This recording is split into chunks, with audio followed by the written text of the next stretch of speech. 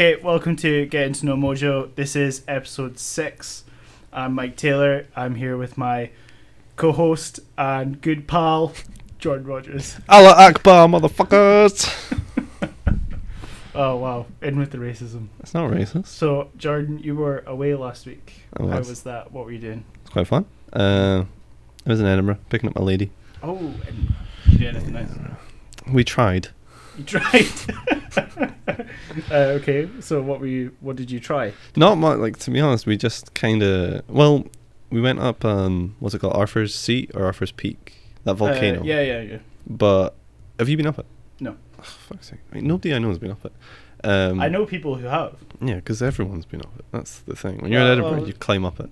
Well, you walk up it. There's stairs that go up the way, and they're really cool. I think there's like a bullshit myth that some monks carved them, but and I'm not sure. Well, it was obviously Alex Salmond in the 1970s. But it's a good climb up. But then it's fenced off because it's steep. You could hurt yourself falling down it, and there's like a hole in one of the fences. And I was like, oh, cool, what's that? And then there's clearly a trail marked out. And then I saw you could climb up the thing, like just on a... Like the climbing that you... Yes. Okay. So I did that. Yeah. And Alex came after me. And she enjoyed it. Did she do climbing as well? She's been climbing a few times. She didn't do it as often as me. But she climbed up, it was quite fun. But then I was looking down, and there was like all these Japanese, Chinese tourists photoing us as we were climbing up. Right. And it was quite dope, because I then saw other guys like looking at this like little trail from the fence and be like, do that, and then they don't do it. I was like, fucking pussies, come on, just come on. But it was really fun. I recommend everybody climb it that way. Don't use the stairs. I think that might be a safety risk. Oh yeah, definitely. Because like there's a fence there for a reason, but it's not proper climbing. You can walk up it. Like, it's a sheer wall, right? But you could just walk up it. Because we've got strong legs. Yeah. Oh well, I'm known for my strong glutes. Exactly. Is that a camera? Yeah, it is. It's a webcam. It's not turned on though. Right. It's not even plugged in. It's not turned on? It's not. It's neither turned on nor plugged in. Okay, but like it's not turned on, as in sexually aroused. Yes. No, I imagine. Well, I imagine not. I'm not particularly skilled at wooing. You're not a webcams. roboticist. No. Okay. No. What else did we do? I see. I thought it was Stirling that you went to. I went to uni in Stirling. Oh, is that what it was? Why would you go? I don't know. I thought you were somehow to Stirling Airport. Does Stirling have an airport? That's my point. I don't know. I just thought. No, I thought you two were going on like some romantic getaway. No, I was just picking her up. Oh. Became as romantic. I'm a big romantic, so that's okay. Are you? Yeah, I'm very sweet. Yeah. What's your romantic? Do you do that thing where you write down like you have one free coupon for? No, that's for arseholes that watch Friends. No, I say, hey honey, hey baby, how are you? Hey baby, would you like porridge or toast? Would you like orange juice or no? tea? We don't drink fruit juice. You know, Nick, you do. Okay, that was so lightning fast in response. You shouldn't drink fruit juice. It's just full of sugar. But fruit's full of sugar. Yeah. Like, it's good for you. No, not fruit juice. Why? Because the fruit juice is concentrated in like the huge barrels for upwards of 2 years, which by then is off. So what they do is they just use sugar and loads of chemical colorings and shit. I'm not like a big anti-GMO guy. I'm actually pro-GMO. But fruit juice is really bad for you. You're just better drinking Coke over orange juice. If you have the option, go with the sexier looking juice. There you go. This is the birth of our new segment, Science with Jordan. Yeah, alright. I'm good with that. Joro, Science, Mo. I eat loads of fruit, but don't drink fruit juice. It's bad for you. And Alex is a big tea drinker, so there's not really an... you know, I do love a good cup of tea. I hate tea. Why do you hate tea? Do you drink coffee? No, I don't drink anything caffeinated, really. That's so weird. Except like Coke and stuff, but not as much now that Alex is back, because I'm gonna have to stop doing that. See, this might sound like a stupid question, but does Coke and stuff have like a significant amount of caffeine in it? It's got caffeine in it. Yeah, but does it have like a significant amount? Not as much as like coffee. Like Relentless or anything like that. There's more boron, which is going to keep you awake, keep you active in an apple than there is in coffee. So I'm not like bullshitting people when I get mad at people at work when they're drinking coffee and go, have an apple. I'm not being a dick. I'm genuinely telling them like some real true fact. You're dropping knowledge. It's better. It's better for you to just have an apple than any caffeinated drink. Because people go like, oh, I need my caffeine to wake up. And it's like, you could have an apple and then you've kind of made yourself a bit healthier. You have to chew the apple. Yeah, but you have to be a dickhead to drink coffee. So one over the other. When I was in America, I did drink a lot of coffee. I know, but they had really good coffee. See, I'm very. My uncle's a coffee nerd. I'm very girly with my coffee. What people would describe as girly with my coffee. What do you mean? Like, well, you like it wearing a tutu? And a lot of cream. Oh, you like it? A lot of cream and a lot stuff. of sugar. Yeah. Okay. Vanilla. Love vanilla. There's nothing that vanilla doesn't go well with. I like vanilla. Apart from Coke. No, it goes well. No, it doesn't. Yeah, but That's you a lie. would say that. You're addicted to caffeine. I saw like the doppelgangers of Shannon and Erica in Edinburgh, Ooh. but shitty versions of them. Right. They looked exactly face-wise, Mm-hmm. but they were both blonde, Right. and they were both drinking coffee from the Steve Jobs of stores. And I see what you did there. yeah, it's clever. Yeah. Right? And they were just saying, I just couldn't do Fringe this year, and I will admit I have like light sociopathic tendencies, but they were tested. Right. Because I didn't want to see two people that I enjoy spending time with going, I just couldn't do Fringe, and I just didn't have my Frappa Mocha Fartachino this morning. They are lucky they were going the other way. What one is that? Fringe is the big art festival. Oh, yeah. I love Fringe. Yeah, It's yeah. great. I've only been twice, but I like it. It's really cool. We should do it next year. We could do this live. We could. There you go. You Yeah. get paid for it. We could. Yeah, I think we need more than 18 viewers. Get fucked. I've been to like Fringe things where there's been two people in the audience. Oh, really? Yeah, it doesn't matter. It's Yeah. just doing it. It's something to brag about. I would do it. I would totally do it. Like, I like Edinburgh, but it's full of stuff, but you can't do anything in it because it's packed constantly. It's always just crowded everywhere. There's just massive people, and I didn't realize that scared me until like Thursday. I'm not scared, but I was just like constantly getting the thing. angry. Because Edinburgh is probably my favourite of the big cities in Scotland. Okay. But what has always bugged me about it is it doesn't really feel like it's Scotland. You know, it feels like just one big tourist attraction. Well, it is, and I can't really begrudge them for that. But it then did bum me out that I kept. It was Friday. We had 4 hours essentially to do nothing. So Yeah. I'm carrying like a lot of bags anyway, and it's just trying to find somewhere to do something. And there's just loads of people around you, and it's hard to move. So I like Edinburgh, but I'd probably like it more if I had more time to actually do stuff. We eventually went to a big public park, and she fannied about. She actually looked at me. She went, "I want to do my favourite thing," and I was like, "There's no snails here. You can't do that." He said, "No, I want to go into shops." I was like, "All right, that's fine." Oh, She just likes wandering about. That's fine. I like wandering about too. Yeah. So it didn't bother me. Edinburgh's all right. It's full of dickheads though. Like, yeah. I was there on my own for 5 hours, and I did try some wheatgrass juice, Right. and it was awful. Where you're like, oh, this is full of sugar. No, I was like, there's nothing in this. What am I drinking? It was like, it's wheatgrass. It detoxifies you. It's like, of was it what? one of- I've not got anthrax. What's it going to detoxify me? Was I it had from an one of argument those with them. awful vegan-y restaurants? it was. Oh, fuck those places. It wasn't. Fuck those places. I'm just going to stop They're you now. just awful.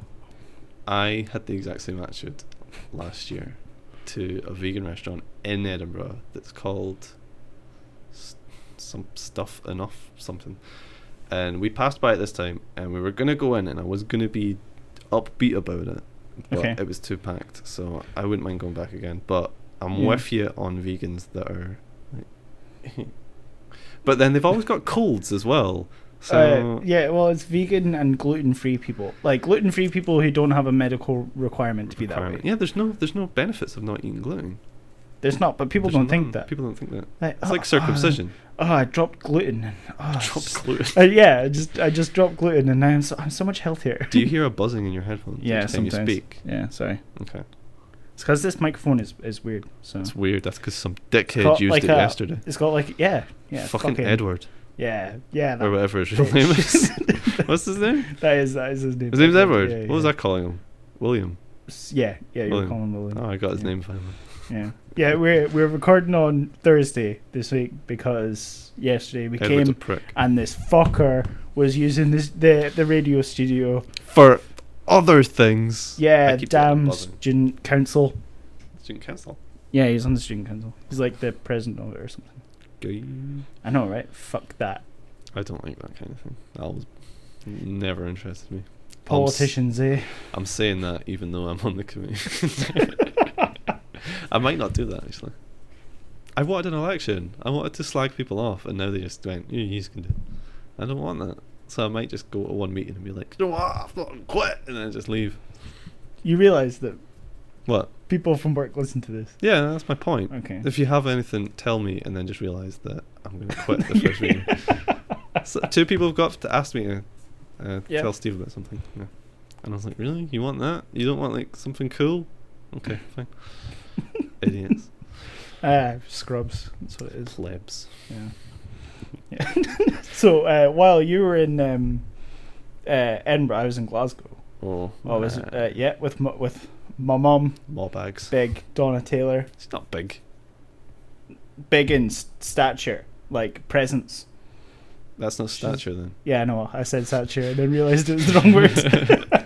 Just slagged off your mum and went, no mum, I didn't mean it. Yeah. Have fun. Yeah, it was good. It was good. We didn't really do much. We went to well, she's into her painting, so she wanted to go to an art shop, so we went in there, and you know when like a vampire can enter a church. Disagree with you. I've been in many a church, but You can't. You're not. No, you can't be. You can't be a vampire. I have established this. But I've been described as vampire. Wait, yeah, but many you're not times. an actual vampire. What'd you call these motherfuckers? Look at that. Proper canines developed there. They are. They're terrifying. Yeah. Anyway, so you went to an art shop. Yes, we went to an art shop, and skin crawling. It was pretty gross. Hmm? Yeah, my skin was like, because you were in an art shop. It was a joke. I got it. Eventually, I got there. Took me 6 steps, but I got it. Did you pick up some watercolor paint? She got a few like canvas-y things. Yes. Yeah. My mum did that. Yeah, I painting. don't think she's on the same level as Donnie Taylor. Have you even seen anything that Donna Taylor is? No, but your mum's older than my mum by I don't know how many years. I'm gonna assume reasonable years. And so I'm gonna also assume she's been painting longer. So She's only been painting for a couple of years. my mum's better than yours. But this is actually, I need to set up Skype. she wants to sell her prints. Yeah? Yeah. Okay. Shell, she's missed the boat on that. She could have went to Dundee's art degree show. When was that? When was that? It was June. Well, she was in fucking Brazil, right? June. Yeah, she could have mailed them to you. Not even another continent, another Yeah, hemisphere. It's another continent as Yeah, well. no, I said not even, like... You should have said Fine. also. No, she would have been able to sell them. Yeah. They sell a lot of stuff. Yeah. I think my friend Mark and Holly, they've both sold some of their stuff. There we go. It's quite cool. But I'm actually going to do my sponsored by / endorsement now, Okay. because it relates to the story. I didn't think of that. Oh, right. So we went to this place called in Glasgow. It's on Argyle Street, called Where the Monkey Sleeps, right? And it's this like it's not a restaurant, but it's not fast food. It's like somewhere quite in between. And they do like bagels and paninis, but their signature dish is called the meat hammer. right. And if you ever learn just one thing about Mike fucking Taylor, He loves his meat. I do love my meat. Right. Oh man, it was amazing. It's not what I had. Oh, don't tell me that. I ended up That's such a downer. like because my sister got the meat hammer and I Okay. got something else that had more meat in it. Oh, so wait, So- why isn't that the signature dish? I don't know. Did I you don't know. cause a stink about that? No, What's But the it was- one you got? I got it was called the Stufa Max, and it had That sounds like a guy from Mad Max. That's so good. and it had chorizo. Chorizo. Is it? It's chorizo. Is it? Yeah. Well, fuck it. Right, I had that. When we're I playing had, Jersey, you can say that, but we're not playing Jersey right now. So. I had grilled chicken. It had bacon, cheddar, lettuce, tomato. Ugh. I had some sweet ass sauce stuff. Oh, it was amazing. Right, I mean, cool. I will have dreams about that. I was with you up until lettuce and tomatoes. See, I'm not a big fan, but in the But you don't care. You had so much other great stuff. happening. in the composition, it worked. I It think worked very well. uh, So I would say anyone who's ever in Glasgow, go to go to Where the Monkey Sleeps. Tell fucking Tony Pajamas. Tony pajamas. Tony Pajamas. Hey Tony. Yeah. So that's my. You're plugging that. Yeah. You should get in touch with them then. I should. Say you've did that. I should. Say you've did that. Be like, give me money. Hey, give me money. Go ahead, give me money. Give me either a meat hammer or break your legs. But I was the reason I didn't get the. Yeah, moving too close to your mic. It's not that. It's each time it's too loud. It makes like a crackling noise. It's because you're a loud person. You're a loudspeaker. I've got you turned quite I'm low. not a loudspeaker. In the mic, you are. Alright, but in real life, if anyone comes up to me, they'll probably know that I talk like.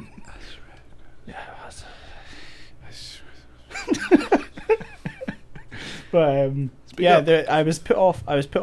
From the meat hammer because it has it had haggis. Ugh. I love haggis. Oh, dude, it's I live with people that like haggis. Oh, it's except so good. One who's vegetarian. Vegetarian haggis is good as well. Me. But yeah, it had haggis, cheddar cheese, and like a red onion marmalade. Oh, okay. Yeah, and I did that exact face where I was like, oh fuck, like what the fuck? See, Alex would be all over that. Yeah. She likes haggis. She likes cheese, Mhm. and she's adventurous. Yeah. See, I'm not particularly adventurous. You're So, probably more adventurous than me, seeing as you saw lettuce and tomato and didn't let that spoil your dinner. Whereas I went to Or you're a like cafe. none of the green stuff. Yeah, I'll tell you what I did. We went to a cafe. I think it's in the art gallery, but it's quite fancy. And Okay. there wasn't much like that was doing it for me. But mac and cheese was there. I was like, oh, sweet. And it said it comes with leek and tomato, and I just assumed that I'd be on the side. Oh right, okay. And it was part of the fucking thing. And Alex was killing herself laughing at me as I was digging out the leek and the tomatoes from this big, beautiful bowl of macaroni. And it tasted great as well. But I could tell each time that a bit of leek entered my system because I could feel it on my teeth. And it was Why just, do you not like leek or lettuce? it must be the texture. It must be, because it doesn't really taste of anything. No, it does. Tastes wrong.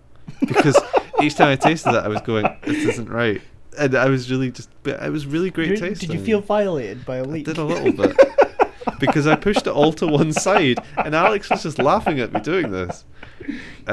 Mostly because I think she's seen me do this kind of thing so many times that she's now no longer bothered. She's just like, ugh, that's how he is. Yeah. And eventually I gave up. I ate like 3/4 of it, and then there was a quarter left. And I was like, I give up. There's too much leek. There's more leek than I can beat. I just left it, and the guy came, the waiter, whatever, came, picked it up, and was like looking at my plate because I'd made a little hill of leek. And she'd eaten like some of it, and it was great. But that's. I think that, if anything, proves that I'm a bit more picky. Maybe if it came, I would sort of just deal with it. I couldn't deal with it. That was my problem. I'd be like, hey, but then I probably wouldn't order mac and cheese. Like, where's the meat? You don't eat meat all the time. There's a rule, right, that every meal should have meat in it. Nah. Yeah. I've probably not had meat in about 3 days now. Oh, that's shocking. That's really? shocking. You just don't eat it? I had meat. This morning. Actually, probably about a couple hours ago. Yeah, I What'd you had have? meat 2 hours ago. I had like a tuna cheese melt from my. Jesus. Yeah. You're quick. From I my porridge this breakfast. morning. I've been up. Well, I get up pretty early. Been So up since got up half at 8. 8.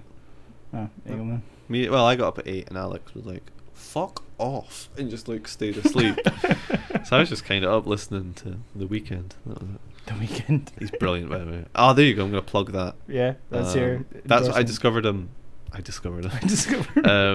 On last week when I was Right. picking up Alex, I was listening to another podcast who have yet to give me any money, so I'm not going to plug them. It's the Cracked podcast. Right. Their new episode came out and it's brilliant. It talks about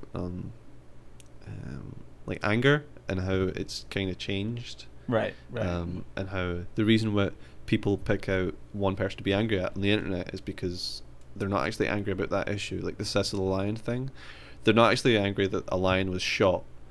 People are actually angry that rich dickheads can pay $100,000 or pounds to sit in the back of an armored van and shoot an animal while it's asleep. Like, that's what you're really angry about. It's not something unjustified to be angry about. I think it kind of is. Like, I think you can be angry about that, but they were pretending they were angry about a lion being shot. There's a big difference, and they talk about that. They explain why that is. It's called the Benjamin Franklin theory, or Benjamin Franklin experiment or something. Right. It's really good, and they played one of the weekends songs on it, The Hills, and I listened to that like quite a lot the next day, and then I just bought the album last night, but I've been listening to most of his stuff. It's brilliant. I listened to all his mixtapes as well.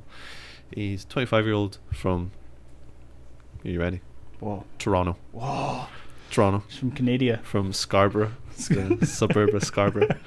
And he's brilliant. It's the weekend. I recommend buying the album. It's great. He's kind of like the next big thing that's going to explode. But you think? Yeah, because it's building up to him. He's like currently really high in the American charts, at least for that album. His albums, all of the singles from it are all in a top 10, and it's just brilliant. He's bringing this really he's an amazing artist because he just talks like he's just the creepiest guy. All of his songs are about him being a creep, and that's why they're so good, because he's not pro his attitude. They're all really sad. It's this really dark sexual thing. He actually reminds me a lot of Nick Cave. Right. He's really great. See, it was you were saying yesterday that you think we were talking about Lord and Iggy Azalea, weren't we? Yeah. And how they were big for a little while, lauded as the next big thing. Mm-hmm. Do you think it'll be the same case as them, where he'll stick around for a while and then simmer out? Probably, but I'll probably still listen to him. Will you listen to him because I've listened to his mixtapes. Right. I've listened to his stuff that's not particularly well known. Mm-hmm. And I was like, no, these are worth something. He's got something that interests me a lot more than, like, I like FKA Twigs as well, who is similarly going to be like the next big thing for a little while, and then she's going to peter out. But I think it's good enough to continue to listen to it. So yeah, I think there's a difference. Right. But yeah, probably he's going to be huge for a little while, and then public interest will disappear, but he's going to retain a solid little fan base. Just like Nick Cave for a while was the biggest thing in the 80s and the 90s, because he did Murder Ballads, where he's talking about killing Kylie Minogue. And that song was huge. Yeah. And Where the Wild Roses Grow was massive, and everyone was a big fan of Nick Cave. And then Scream used Red Right Hand, which is an old album from Let Love In, which is his best album.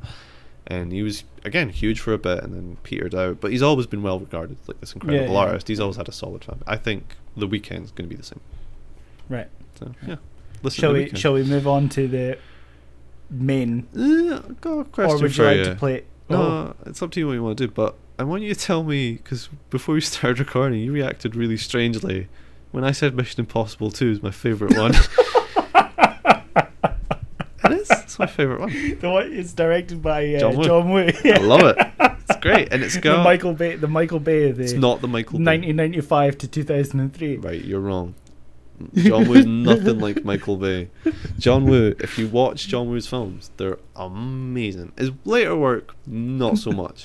But if we're talking Hard Boiled, A Better Tomorrow 2 is just as good. The Killer. The Killer's really good. They're all like incredible Hong Kong heroic bloodshed bullshit, and it's brilliant. I love him. And Face Off. Everyone loves Face Off. Who doesn't love Face Off? Right. Well, I so think, Mission Impossible 2 is my favorite. Mission Impossible 1 is above and beyond the best of the series. That's fine. Because I'm actually going to defer to you, because I don't actually know the difference between any of them, because they all are kind of the same. That said, well, I can only tell you the plot of Mission Impossible 2 because I watched it on repeat, because there's something about that movie which just really when I was a kid, Mission Impossible 2 was my favorite. Really? But that's because I didn't understand Mission Impossible 1. I might actually, that probably seems like there's a good theory about the Mission Impossible films. It's that they're all different, because of the directors. Yeah, like the first yeah. one's Brian De Palma, so it's actually Yeah. a spy film. Yeah, Second one's John Woo, so it's an action film. Third one's Abrams, so it's up its own asshole. yeah. The fourth one's Brad Bird, so Mhm. it's Brad Bird. just wow, he did The Incredibles. Oh, that's what. Yeah, that's So what it's it is. kind of like a big group team efforty thing. Yeah. And the fifth one is Chris McQuarrie. I'm not sure, but I haven't seen.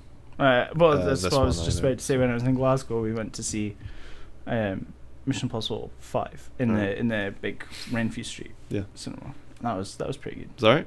Yeah, well, like I'm not a particularly big fan of Jeremy Renner as an actor. I am. Um, I like The Hurt Locker. so I haven't I seen didn't it. when I first saw it. I thought it was That really won an Oscar, didn't stupid. Won Best Picture. No, Bigelow won Best Director. Right, yeah, It's the lowest grossing thing to ever be nominated for an Oscar. right.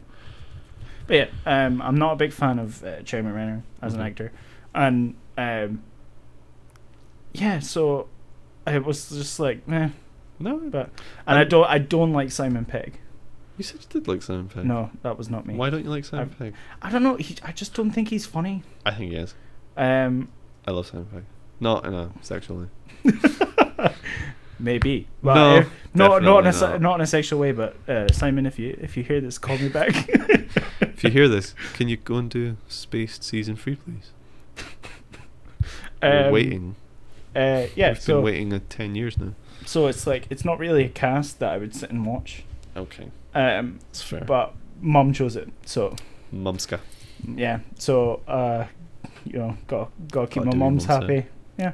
Mm, Take a bullet for that woman. you took a Jeremy Renner sized bullet for this one.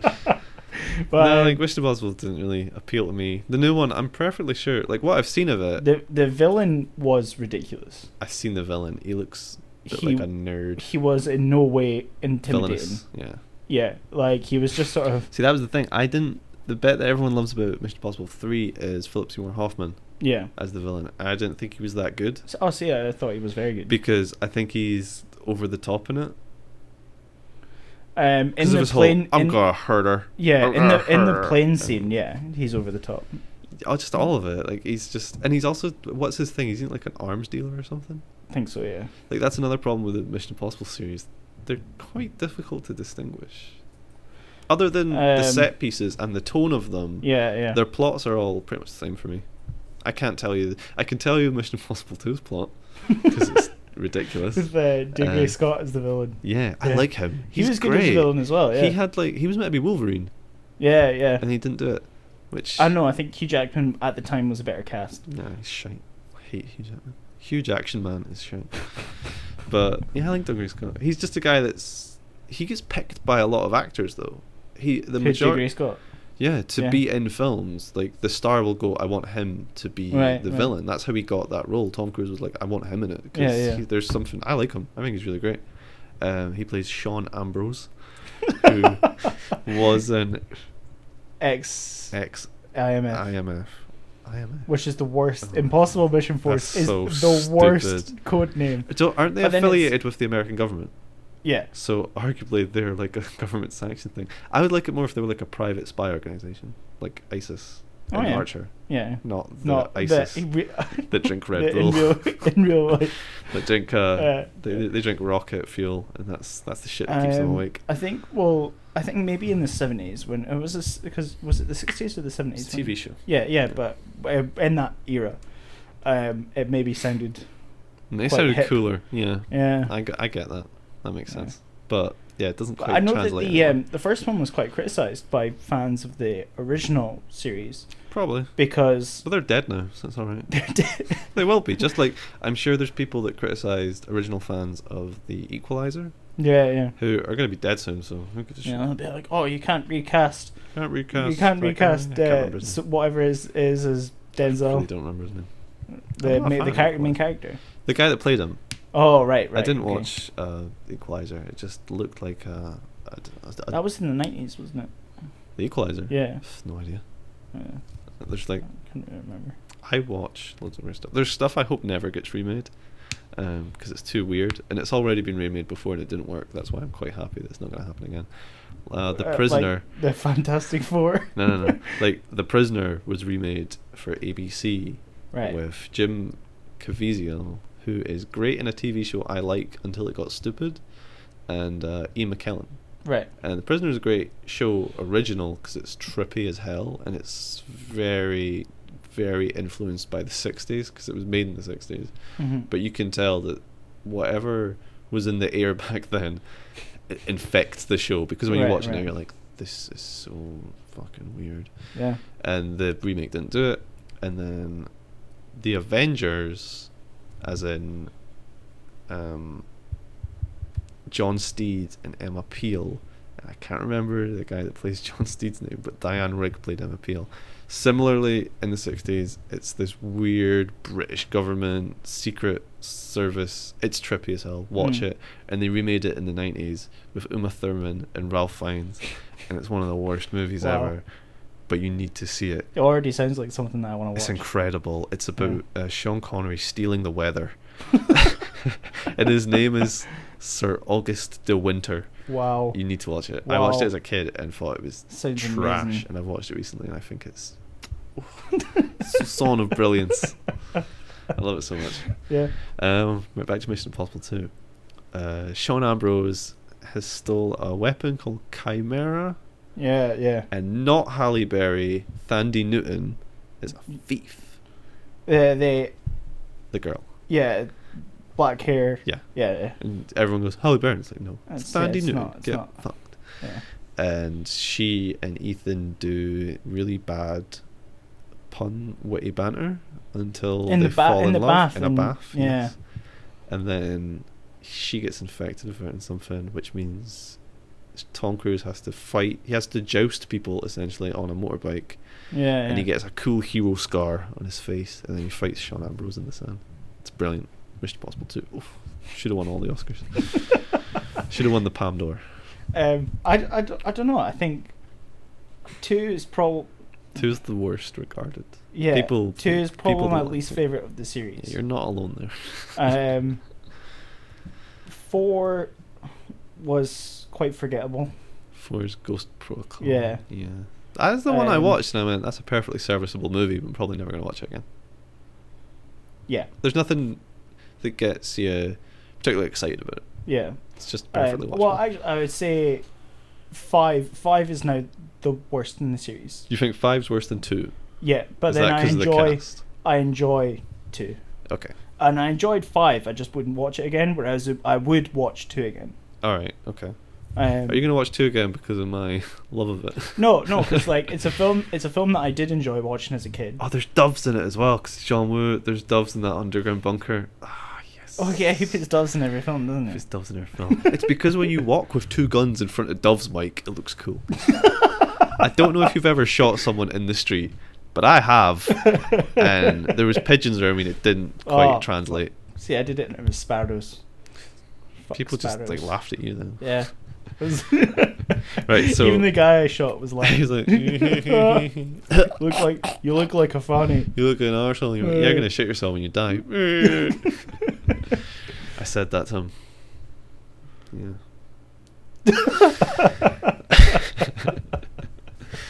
Wow. One in the head, 2 in Yeah. the chest. Yeah. Poor guy. Is that your? Are you a precision marksman with a pistol? Can't tell you that. If you told me, you'd have to kill me. No, I'm gonna have to. Right. I Okay. might. Move it on. But no. I want to get your rankings Okay. for Mission Impossible because I Okay. want people to hear this and then watch them from in that order. From best to worst, 1, 3, 2, 5, 4, 5. 4 or 5. Okay. Yeah. All right. Is that your machete order for Mission Impossible?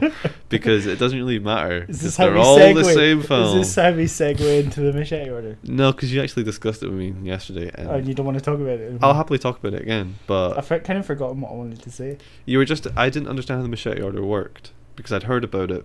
But it was when you spoke to Finlay and explained how it is plot, flashback.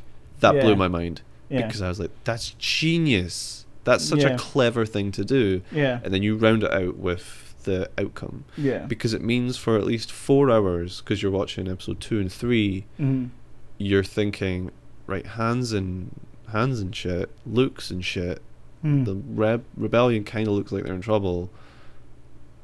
I have to work through this flashback to figure out how it got to that point. That's genius. I never thought of that. Well, like, and never in a million years would I have thought. Because I tried to sit and watch it with the mindset that I'd never seen Star Wars before, which is difficult. But other than the big knowledge bomb in episode 5, there wasn't really anything that I found difficult to try see as the first time. Yeah. So there are a lot of really cool comparisons. Like just as Luke's left with the question, how did my dad become Darth Vader? Yeah, how did he become? You answer that. You kind of answer it. That's the only problem with the Machete Order is you're still relying on two. You're relying on episode 2, which I think you say is the worst one. Yeah, I do think it's you're the relying worst one. on that, which is weak on character. Yeah. But it's heavy on plot. Yeah. There's a lot of plot going on, but there's very little growth. And that's the argument. That's the argument for having 2 is that the plot is too important to cut out. Like the reason you cut out 1 is because nothing happens in it that is actually important. So you come into 2 and you knock out all that shit about trade disputes and Qui-Gon, even though he's the coolest Jedi, and Darth Maul, even though he's the coolest villain. Like they both die. Yeah. So spoilers. So you haven't seen them though. So nothing really. There's no characters established that survive that you can't figure out in episode 2. Jar Jar. He has like 2 lines. Important lines though. He's a senator. And you cut out Anakin as a kid screaming like, "Oh, yippee!" Like, my favorite bit. You cut out that weird, creepy, like, I'm a 9-year-old boy in love with a 14-year-old girl, like. Yeah, okay. Of like I had no idea Anakin where and I Padme. thought the way your hand was moving though, I thought you were talking about what's his name, the flying guy, who owns Anakin. Oh, Watto. I thought you were talking about him. I thought you were like, he's the best character. Yeah, oh yeah, he is. No, but yeah. So hey, you want the Republicans? Republicans are no good here. Yeah. All the money. It's like, Republic credits are money, you fucking idiot. I've played Knights of the Old Republic. I've been to Tatooine. You accept credits there for swoop bike racing. Get over your bad self, Watto.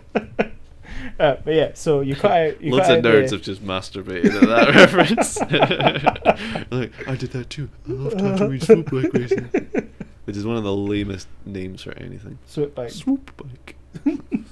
You tell they just sat there in that conference room like, oh, what can we call it? The minigame's quite good. For the racing. The swoop bike itself is a good little race, but swoop. But yeah, so you cut out that romance between Anakin and Padme. Yeah, it's just straight away 2 teenagers as far as you're concerned. And then boom, like the impression that you get, having not already seen that, is that they were childhood friends. Because he gives her like a necklace, and the only reason I remember this is because I watched it like a week ago. Like he gives her like a necklace. He made it of shells. Yeah. And he says something like, "Oh, I remember when I gave this to you," and it's just implied that they were like childhood friends. Yeah, that's clever. Yeah. And then the only line that's confusing is when Anakin goes back to Tatooine and he meets his family. Okay. Or his like step family. Yeah. He meets Joel Edgerton. Yeah. Oh, I love Joel Edgerton. And James reminded me of it. I was like, that is Joel Edgerton. He's going to fight Tom Hardy in a few years. Brilliant. Uncle Owen kicked Tom Hardy's ass. I don't think you did. He did. Does in Warrior. Watch Warrior. Does he? Yeah, I haven't seen Warrior. Watch Warrior. Fucking... it's amazing film. Right. So... And he goes and he meets C-3PO. And C-3PO speaks to him like he knows him. Yeah. That would be a plot hole. Yeah, that's the only part from cutting out 1. That's the only thing that you miss. To be fair, though, from the context, like the relationship between the two of them is established. Mm-hmm. So you know that Anakin's mum was a slave. Mm-hmm. So you can just, like, anyone with a decent IQ of figure over say 10, right? Well, yeah, we'll Fill go. in the Okay, gaps. yeah. That is a plot hole. but I'm actually kind of willing to go with that plot hole anyway, because that Anakin building C-3PO was clearly not in the original films. Yeah. That was just added as a reference to for people. Yeah. So they could have done without it. Just in the same way that I think having R2-D2 in it, these prequels, is actually really detrimental. Because that's another problem. Because Obi-Wan doesn't recognize him in New Hope when R2's saved his life quite a lot. You can. There was an explanation for that. Well, they mind wipe them or something. They mind wipe C-3PO. Yeah, but they don't bother with R2. R2-D2. But I think the argument for that was C-3PO. Obi-Wan Kenobi didn't want to tell Luke about his past. See, I'm kind of okay with that, except it's a lot of backtracking. It is. So this might be the only flaw with the Machete Order. Yeah. Fucking robots. But then it's it's worth it because. No, I agree it's worth it because you're cutting out a lot of chaff. Yeah, and the best part about it is there's, from when you find out, you not only do you preserve both plot twists, because or technically all three. You got Darth Vader being Luke's dad, Palpatine being Darth Sidious. Yeah. And because that was the plot twist in the prequels. Kind of. Even though if you paid attention to you knew it was happening. Yeah. And Luke and Leia being brother and sister. Yes. Those are the three big. Oh, holy shit! So you move them around, and you keep Darth Vader being Luke's dad because you find that in Episode 5, and then you also keep Palpatine being Darth Sidious because you don't see him in Episode 5. You see him for 5. You see his face for briefly. 30 seconds. Yeah. And nobody ever calls him Emperor Palpatine. No, they just go the Emperor. Master. Yeah. Wait, you don't keep the Luke and Leia reveal. You do. No, you don't. You move it. No. Yeah, you do. It's revealed though in Episode 3. Yeah, you move it from Episode 6 to Episode 3. Yeah, but then that kind of ruins the great reveal for it in Episode 6. But it doesn't. It does. But it doesn't because Luke discovers it, but the viewer already knows. All right, no, yeah, I get you now. That's so a good point. Yeah, so you partake of Luke's discovery, but also it also continues to make Luke look like a fucking dumbass. Yeah, because like in the prequels, nobody ever says that she's having twins. Yeah, it does. No, they don't. Yeah, they do. When? Yeah, they do. When she's giving birth. Well, yeah, when she's giving birth, and it like right. So and that weird robot that, going, "Opa." Yeah, Opa. nobody. It's weird that that's the bit that you remember. Yeah, but up until that point, nobody ever says she's having twins. So you go like, okay, well, she's having Luke. That's I'm it. pretty sure C-3PO goes, babies, and Obi-Wan's like, fucks up babies, and he goes, no, there's 2 of them, you dumbass. Like, I don't think so, but I might. Think so. I will. Maybe someone who's listening will be able to confirm because I'm not sitting and watching the prequels again. I love that robot, man. I just realised I really like that it's like weird favorite character. I don't know. I think it's because it actually genuinely calms me. Hearing that thing go. Is that what you press play to before you go to sleep? No, I listen to The Weeknd going, popping pills, fucking bitches. But I lived that life a couple of years ago. Yeah, so she's given birth. Yes. And okay, Luke, right? And then she says, "Oh, the robot goes. The next one will be along in a minute." And Obi-Wan's like, "What the fuck? What? Babies don't make 2." Yeah, and like the viewer's like, "Oh, holy shit, who could it be?" And then boom, because like the last thing you remember is Yoda saying, "There is another." There is another. Yeah. That sounded more like Spock. Both got pointy ears. And yeah, so and then boom, baby pops out. Yeah. Shoots out like a fucking rocket. Shoots out like a Jeremy Renner-sized bullet. And she holds it, and she's like, "Oh, Leia," and then they're like, "Well, fuck." Whoa. Well, fuck me. Gives her to Bail Organa. Yeah. Takes her to Alderaan. It's like, should be a princess. And then, so the boy gets the shit stick. He goes back. There is another plot hole actually. Yeah. Because many plot holes. Because when Luke speaks to Leia at the end of the 6th one, he goes, "What do you remember about your mother?" And she talks. Yeah. And she like speaks as if she knew her. But yeah, she does. Padme dies. Yeah, but that's not what she's talking about. No, he goes, your real mother. I don't know, and I will look that up. I'm gonna remember that because that's actually quite bad. Yeah. Yeah. Although to be fair, if we're gonna get into the Dune universe, which I love, Leia has got prescient psychic powers, so she's met her mum in their womb brain. She's the new Kiswat's Haderach. Right. Luke's a Gola. They've got the spice melange from the planet Arrakis. Of course.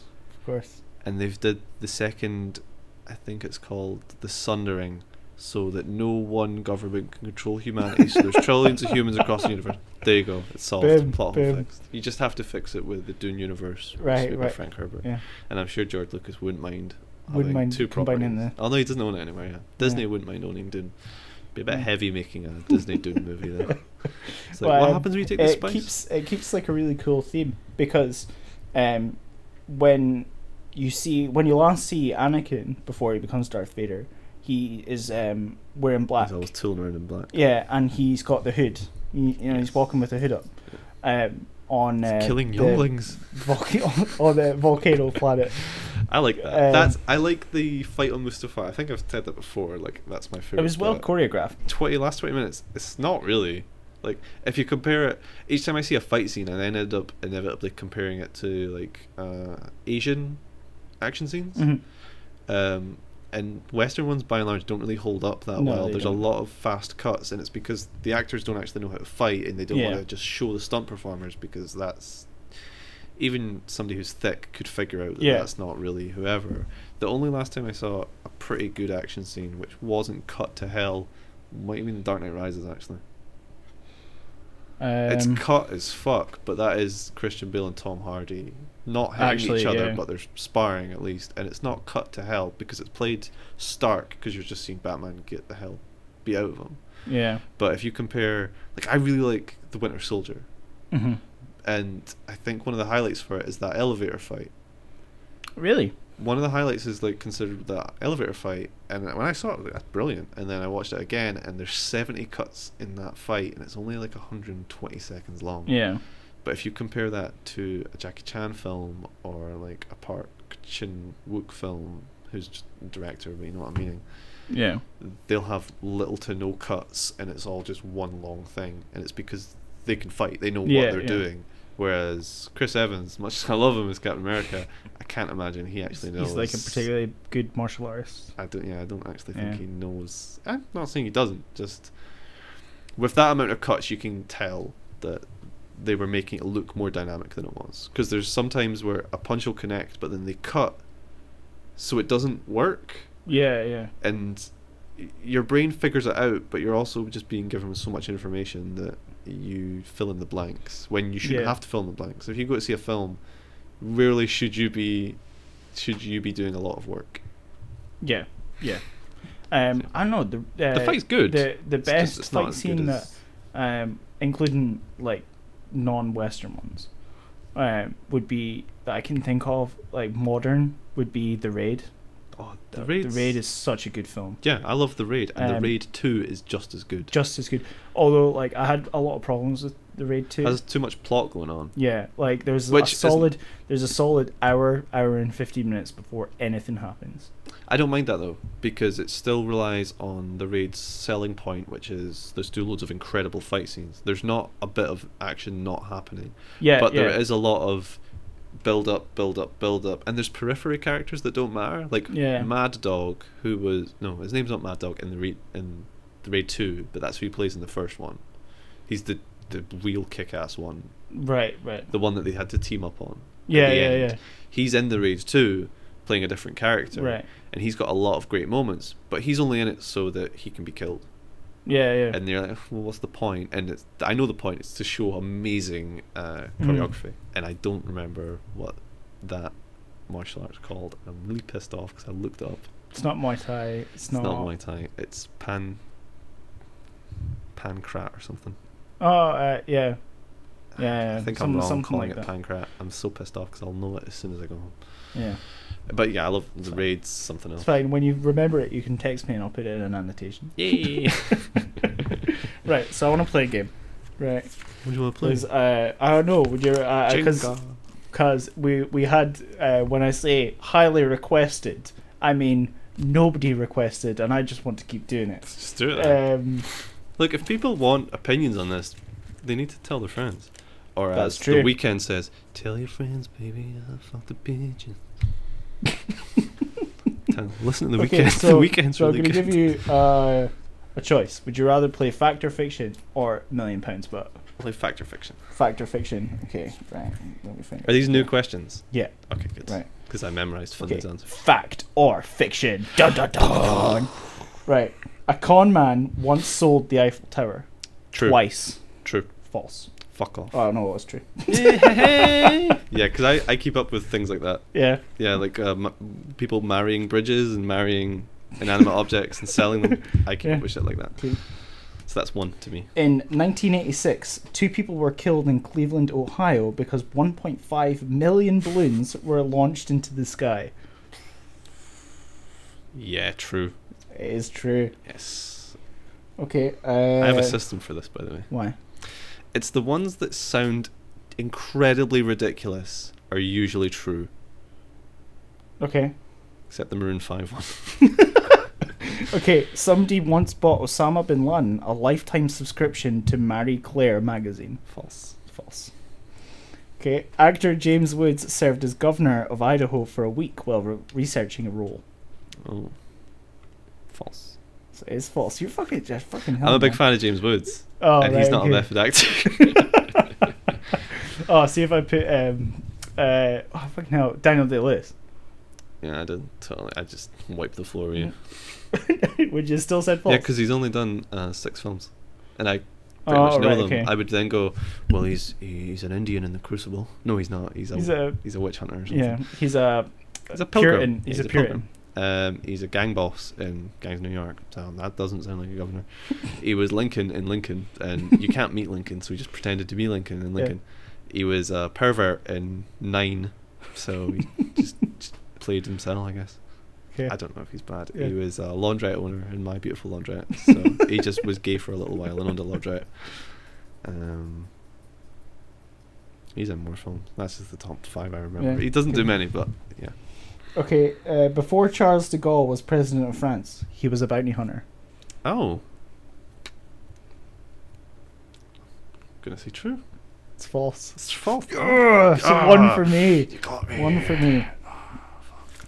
Okay, Was dog. he an airport before that? Yeah, Oh, wow. yeah. Cool. Dog food lid spelled backwards is dildo of God. No. False. It's true. What? Give me a minute. Wow, that's brilliant. That's pretty good. See, I Yeah. could have figured that out if I'd thought about it. Yes. Yeah.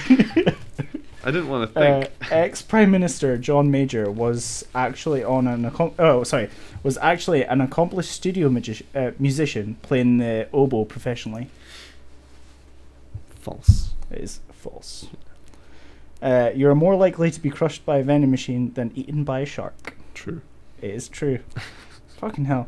Bananas are technically berries. False. True. What? Yep. Explain yourself. It's because You can't lay spider eggs in berries. And that's what the black bits in bananas are. They're spider eggs. Okay. Don't just wave me off. I'm saying that because we've got 2 more. I convinced Josh of that, by the way. The video game Donkey Kong is based on a true story. False. False. And in some parts of Wyoming, it is legal to hunt the elderly. True. It's false. That's the one I want to be true. And that concludes Fact or Fiction. Yeah. I was going to ask you a question about games, but I completely forgot. Question about games. What game? Completely. No, it was a game you were playing. I just Oh. completely forgot what it was now. So, unless we can go back in time, which in another universe we can. We can in this one though. That would be sick. That would be sick as As what? fuck. Fuck. Yeah. Okay. I'm trying trying to think.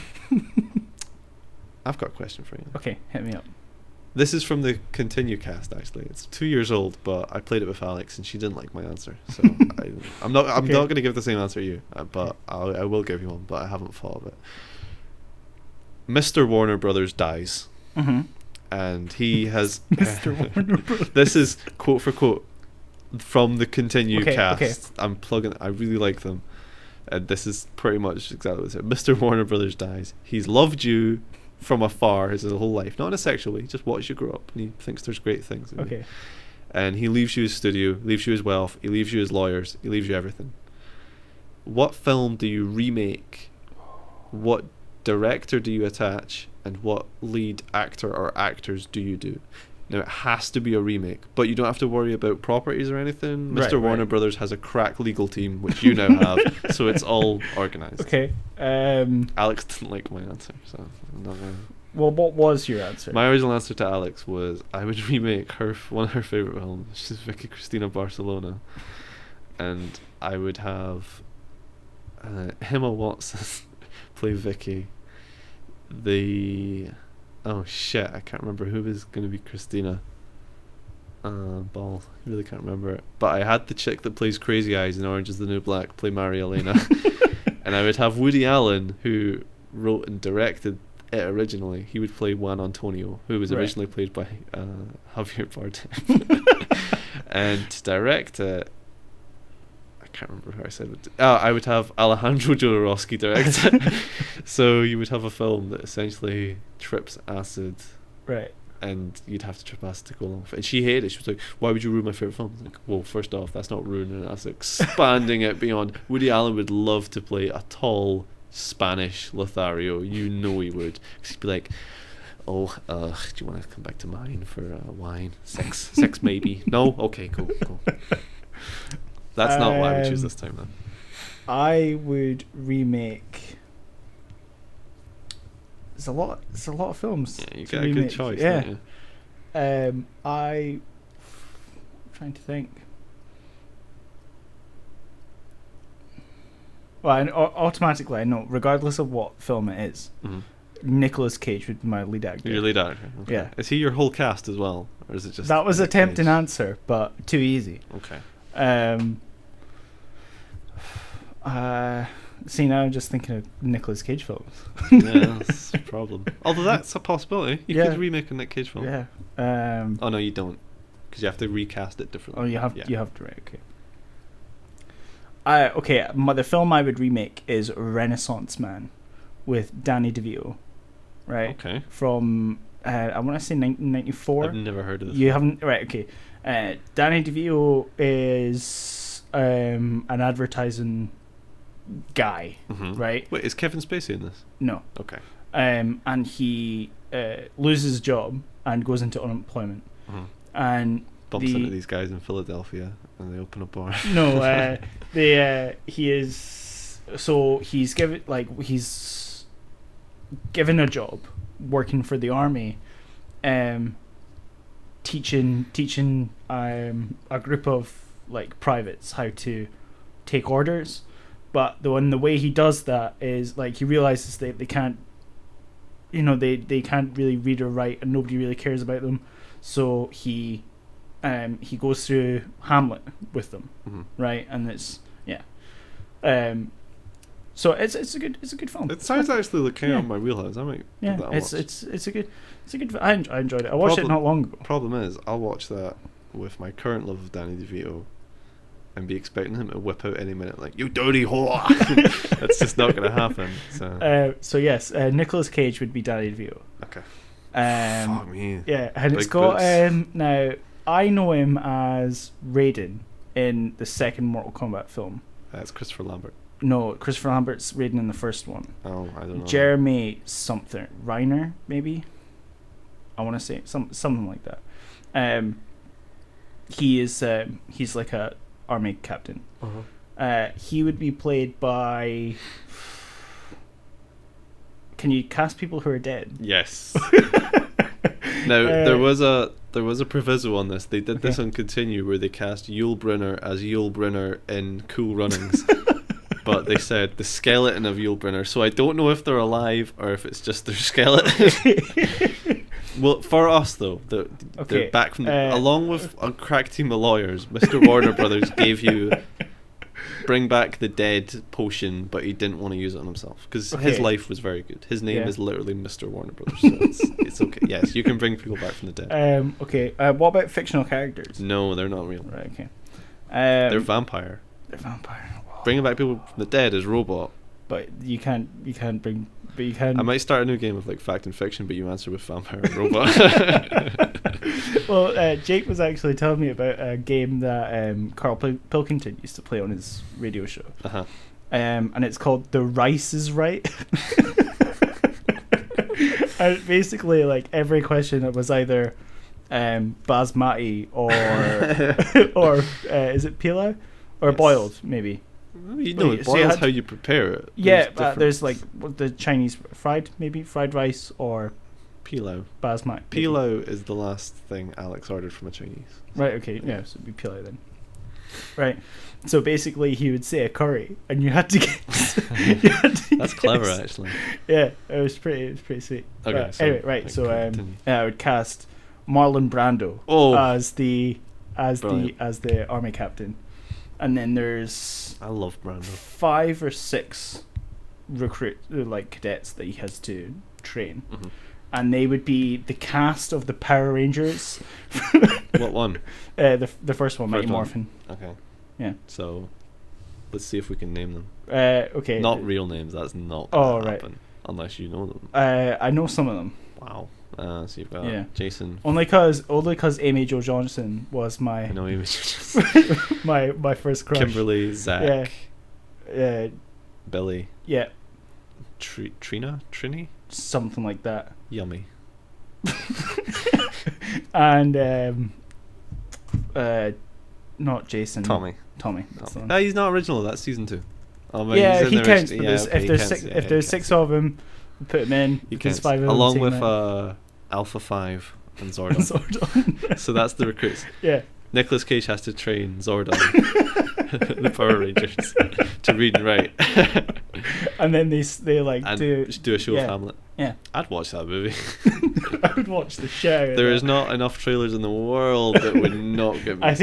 I think the loyal fans made a good movie. The loyal fans of getting to know Mojo, the Mojoans. Have you decided a name for them? No, I quite like Mojoans. Who's that? There we go. Right, the Mojoans. Kickstarter, make this happen. Don't Kickstarter. Don't Kickstarter. My film. I need to think of my film. Yeah. I'd remake Mission Impossible 2. Directed by... No, wait. I forgot my director. Oh, sorry. It'd be Martin Scorsese. Oh, Oscar worthy. I think you're on a winner. You're on an actual winner there. Yeah. Except for the Power Ranger stuff. That may ruin it. Right, so I would remake Mission Impossible 2. Okay.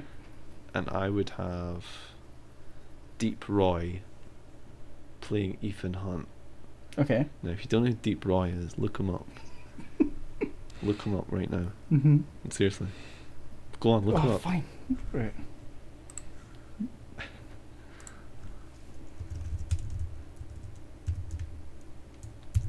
Is that screen on? That's God!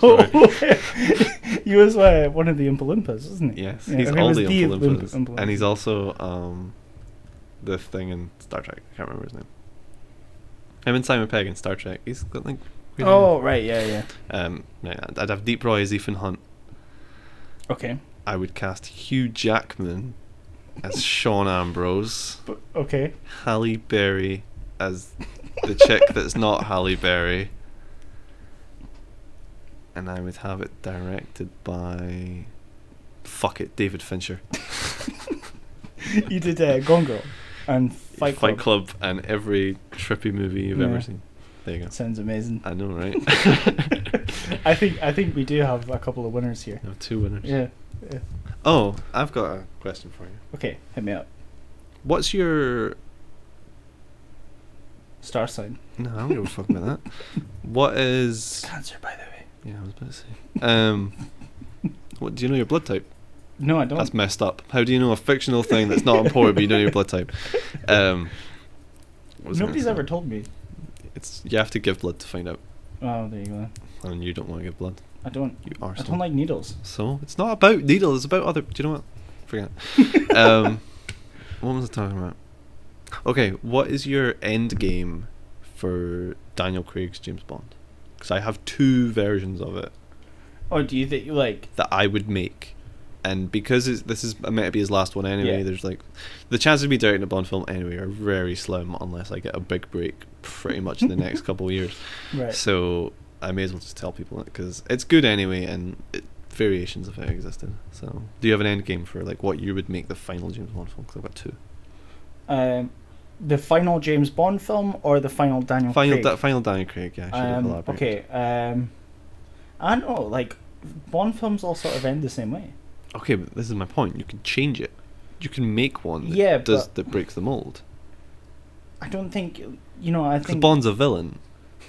Tell me about this, Okay, because I don't. James get Bond's it. a villain because all of his characteristics are villainous. He's incredibly cold-hearted. Yeah. He does just do things because he's ordered to. Mhm. There's always bits of him being insubordinate, but he does always get the job done. Mhm. His relationships with women are beyond messed up. He does Yeah, have he's like frank disregard for other people's safety. Yeah. Like, Pierce Brosnan levels a few cities as his time as James Bond. Yeah. He a drives tank through one of them. St. Petersburg. Yeah. So, and I read the books of James Bond. Not Right. all of them, but I've read Casino Royale. Hmm. And there's a line in Casino Royale which the guy who made Archer spoke about, and I didn't believe him, so I reread Casino Royale, and he's totally right in it. And there's a bit where Bond is talking about a woman, and he's like, I like grabbed her arm behind her back and took what was mine.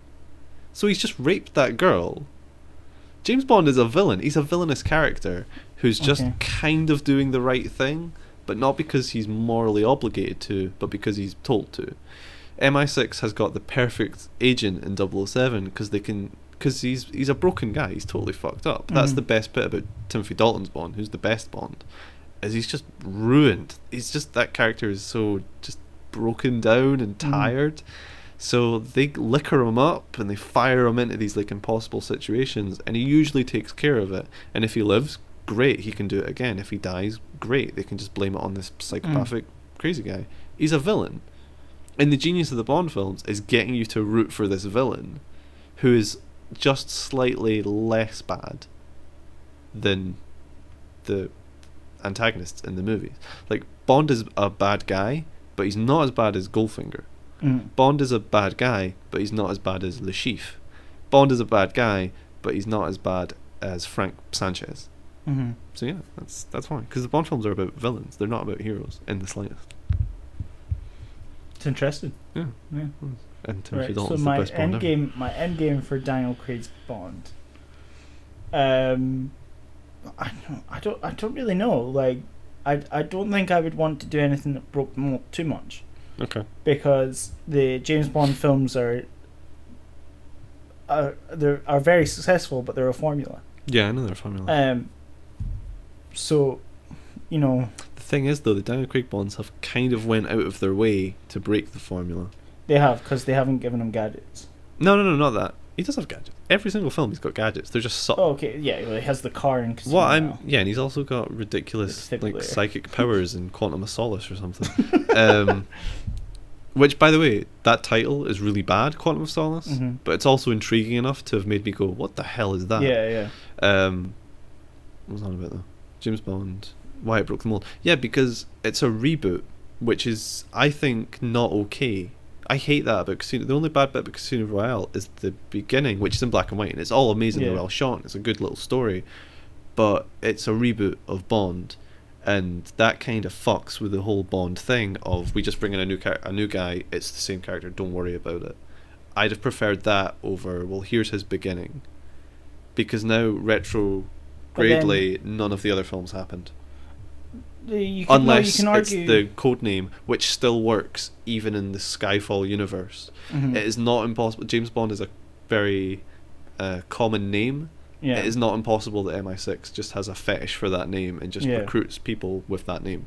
Yeah. It's stupid, I know, but it's no less stupid than surfing on ice with an invisible car, which you can. But then it's like it's totally unreasonable to assume that James Bond is his real name. Yes, but Because- except in Skyfall, it clearly is his real name. Yeah. Which annoys me because it stamps Daniel Craig as being the only Bond, and that's somewhat selfish. You could maybe you could, Unless they you reboot could, the next you could one as say well. you could say that Daniel Craig's Bond is set like a flashback, But it doesn't work like and that. he was the first Bond. No, but then that means all the other Bonds didn't exist. Yeah, no, but I mean, like, you can bring them forward in the timeline. But it doesn't work like Why? that. Well, because Goldfinger is clearly set in the 60s. Yeah, but fine, he's a time traveler as well. No, because I hate that. That then panders to Tumblr pricks that are like, he's a Time Lord. Like, do you know what? You can just go sit on your Have you dildos you've actually collected. sat and listened to a theory that said Yeah. James Bond is a time And I lord? hate it. Wow. Because it's British people. I hate British people. If anyone listens to this like in a foreign country and you see British people, kill them. You know that includes you. I'm here. I'm fine with that. I'm talking about if we've got like listeners in Indonesia, you see a British person, kill them. Just murder them. Please don't. Please do. Please We're the don't. worst. I don't want to be blamed for inciting violence. Inciting racial hatred against British people is okay, as far as I'm concerned. Yeah, but what you're concerned and what the law is concerned. We don't with need are no two different laws. things. We And don't you're an need a law. anarchist. Yeah. Well, I don't like to be labelled that way, but yeah. Oh, I don't like. Oh, my name's Jordan. I don't like labels. I don't, because they leave like shitty stuff on your clothes when you peel them off. So, Ba-dum-tsh. I'll tell you my end game for the Bonds if you Okay. want, because they're quite good. Go for it. But I would say that because I made them up. There is a secondary character in all the Daniel Craig Bonds called Carter. He's not a main character in any way. You only pay attention if you're a freak. And he's another 00 from what we know in the films. Right. I would start, because they always have a cold opening, these new Bonds. They've got none of that. I would have somebody like a computer hacking away, and Carter would come in the room having a gun on him and be like, James, give it up. And then turns around, it's Daniel Craig. So MI6 is hunting Bond. But Bond, being James Bond, easily kills that guy. Now that gives you instant thinking, oh, Bond's the villain of this film, because he talks to Carter in the films. They're not friends or nothing, but they're friendly. Mm-hmm. And then you go into the film, which you could call like, I don't know, Rogue, whatever. I don't know. Rogue agent. Yeah, Rogue. Make it There you go. make it really fucking stereotypical. Reloaded. Revelation. Well, you Just could give it call, Matrix you could call it styles. License Revoked, but that's what License to Kill was called when people were pussies about it. Really? Yeah, it was Yeah. shite. But yeah, you could call it License Revoked now, I guess. Anyway, so and then you go into the main meat of the film is Moneypenny, who is really good in these new Daniel Craig ones. Her in Skyfall's brilliant. Yeah, yeah. Naomi is brilliant. And you would have her palling about with somebody else, like a partner, because Bond is the best 00. You're going to need more than one person to get him. Mhm. And you just give them a generic name. It's not really important what their name is, Mm. like Baker or some shit. Or Oldman. Call him Gary Oldman. Call him Gary Oldman. It's not... Gary Oldman's not in this film. Just call him Gary Oldman. Right. And the whole film would be them trying to track down Bond. Now, we know Bond has contacts pretty much everywhere in the world, and they're not always the most reputable ones. So that allows you to have chases and fights and action beats. And then finally, they find Bond, and they're asking him, why did he go rogue? Why have you assassinated X, X, and X? And being Bond, he like just kicks the fuck out of them, because he's James Bond. Like, Yeah, you can't yeah. be James Bond. And then he explains to them, because he knows Moneypenny, you can trust Moneypenny, and he can see that this new agent similarly has gained Moneypenny's trust, so they must be worth a fuck. And he tells them, there's a mole in MI6. I've been hunting them because they have been like thwarting us all this time, and I think I've got it labeled down to a few people at the head of MI6. Mhm. You're going to need to help me break in, though. My entire clearance has been revoked. So the last beat is them getting Bond in. Now, if you want, you could do a crappy Ocean's 11, like they smuggle him in the trash or something, Yeah. or you could just do an all-out assault. It's up Yeah, to you. yeah. But in the audience's mind, it would be the mole being M Or Q. or Q or somebody else. I don't really know. Or even Moneypenny herself. It's like someone high Mhm. up. And then you find out that this entire time, the mole has been Q.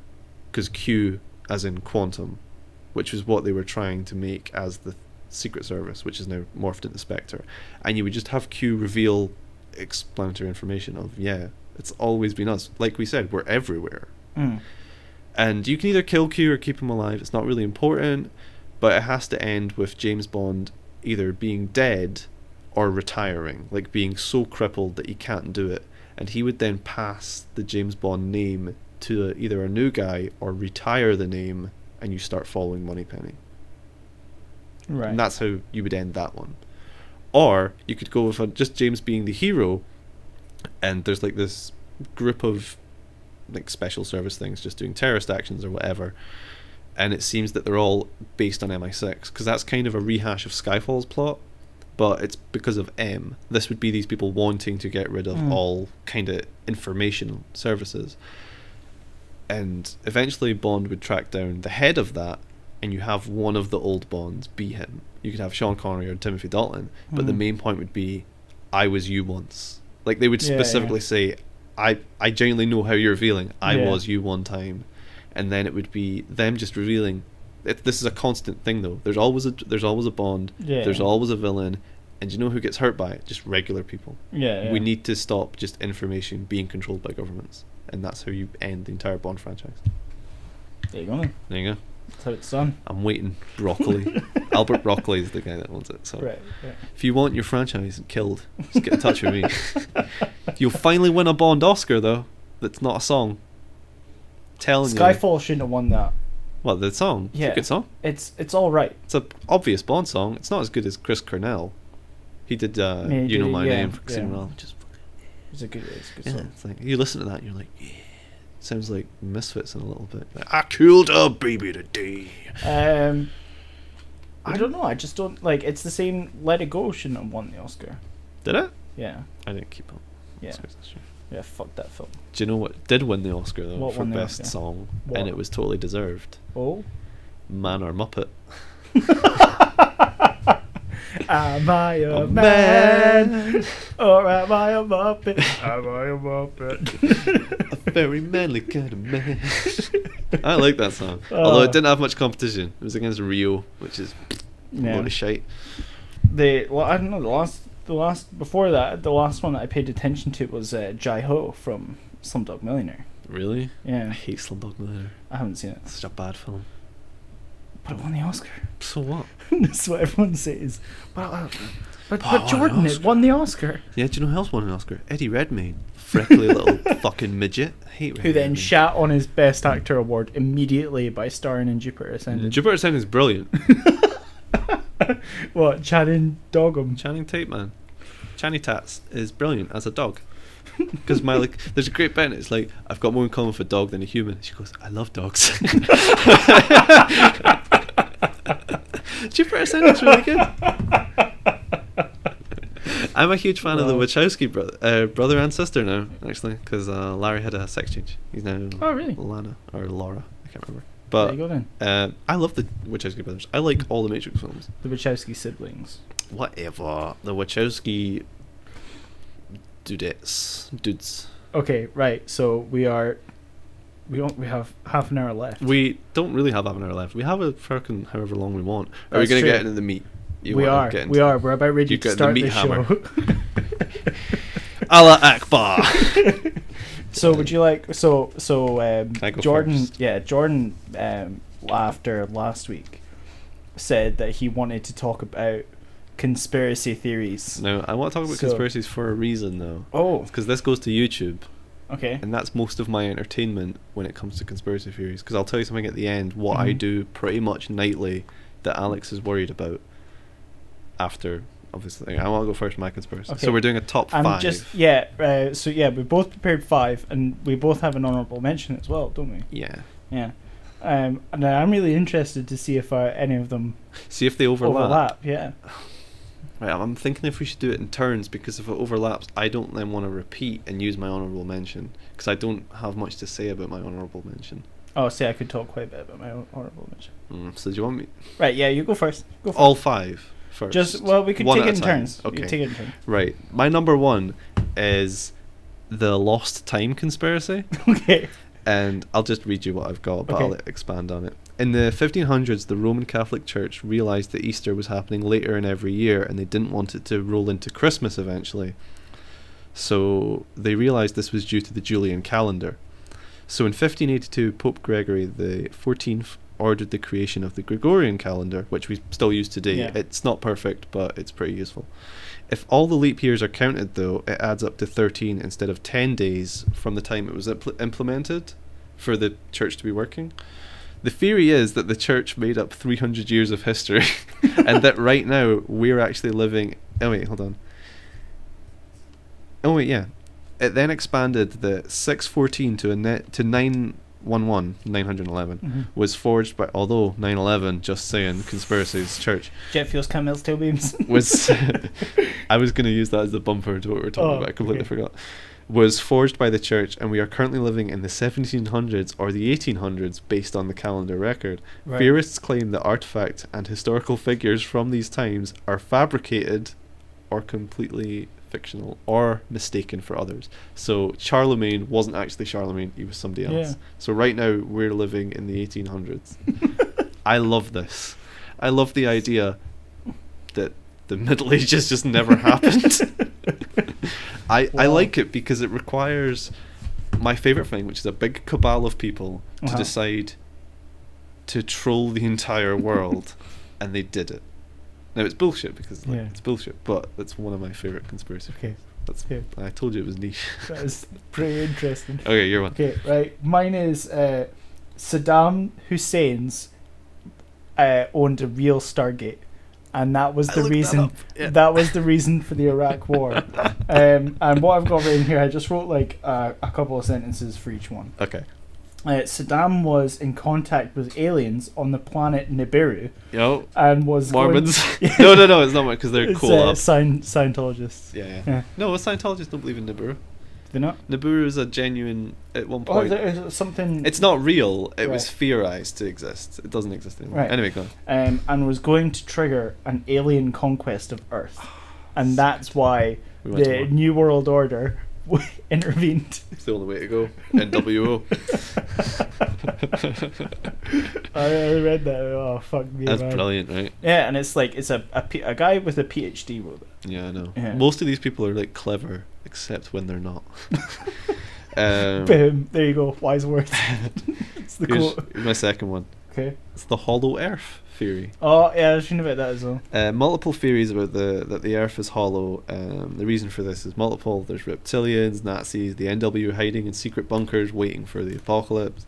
The theory that I like though is that we are in a hollow Earth. That the entire universe is the real Earth, and we live inside it. And I didn't write the science to it because it's just fucking nuts. But there's like a reason of the blackness is the shell, and that the sun and other suns are just small cores. Right.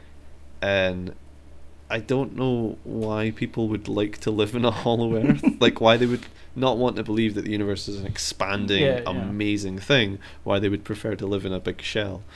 But one I really like is that dinosaurs live inside our Earth right now, along with like superhumans. And the core of our Earth isn't actually a core at all. There's a giant sun called Phoebe, and there's a smaller moon inside called Phoebo. Phoebo, yeah. And it rotates, and that's what causes earthquakes. Right. It's scraping against the shell. Right. And the entrances to the hollow Earth are in both poles, because Nazis did try and build Arctic bases and stuff, well, Antarctic bases, and it didn't work because you can't live in the Antarctic.